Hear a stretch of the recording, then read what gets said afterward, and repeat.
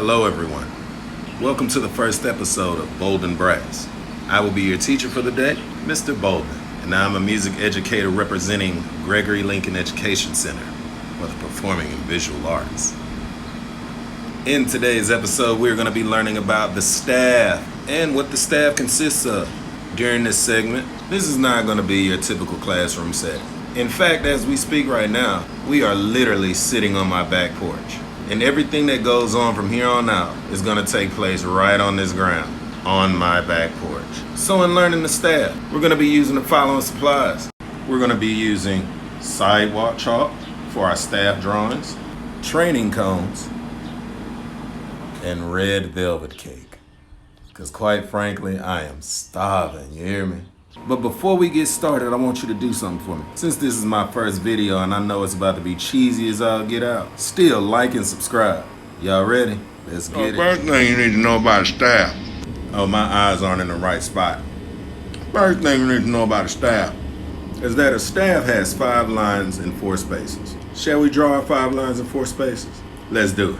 Now, in the midst of me drawing my 5 lines, what I'm going to be doing is using these cones as my barriers so that I can get these 5 lines drawn correctly.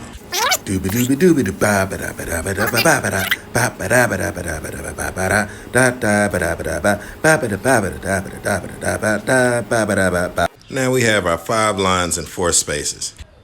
Now when we count our 5 lines and 4 spaces, the one thing we don't want to do is start from the top and work our way down. You'll find out why in the upcoming episodes. So the way you count your lines is you start from the bottom and you work your way up. 1, 2, 3, 4, 5. And our space numbers are 1, 2, 3, and 4. 5 lines, 4 spaces. This is the staff.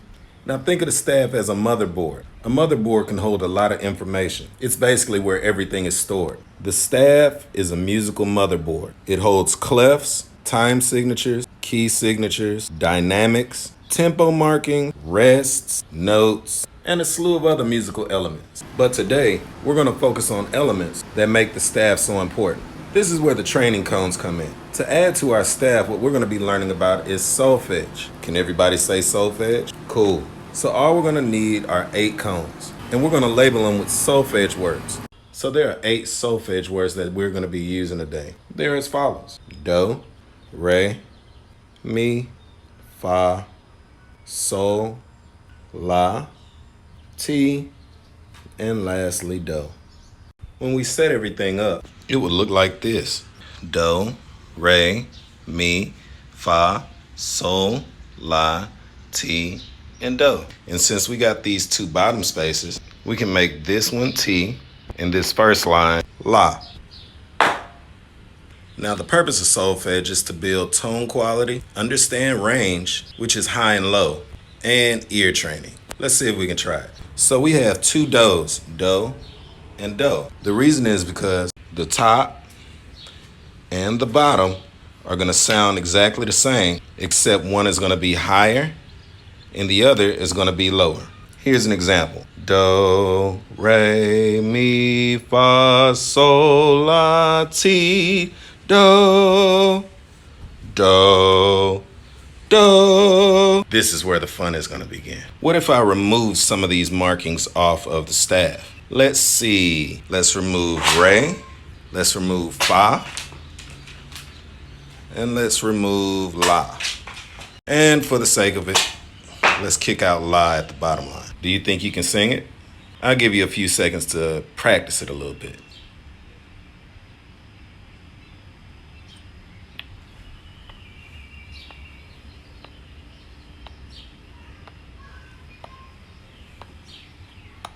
You ready?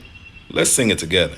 Do, mi, sol, ti, do, ti, sol, mi, do. Good job. Let's try another one. Let's kick out mi and kick out ti. Let's see if you can figure it out on your own. We ready? If you have do, so,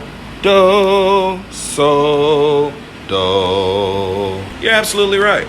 Let's try some that aren't labeled. Keep in mind, the second line is going to always be do. Think you can figure it out? Give it a try. If you have do, do, so, do, you're absolutely correct. Let's try one more. Here's the big challenge. Remember, the second line is going to always be do. 5, 4, 3, 2, and 1. If you have do, mi, do, so, do, you're absolutely correct. So you guys, let's do a recap. The staff is like a motherboard. It holds all musical information. It has 5 lines and 4 spaces. When you count your 5 lines and 4 spaces, you never want to start at the top and work your way down. You want to always start at your bottom line and count upward. 1, 2, 3, 4, 5. And your spaces, 1, 2, 3, and 4. We also discussed solfège, which helps you to understand high pitch and low pitch, helps you to learn how to sight sing, as well as sight read. So if you enjoyed this video today, in which I hope you did, be sure to like and subscribe. Until next time, you guys, this has been Mr. Bolden with an episode of BoldENbrass. Hope to see you guys next time. Peace and much love to you. Now, how am I gonna clean off my floor? My wife's gonna kill me, bro.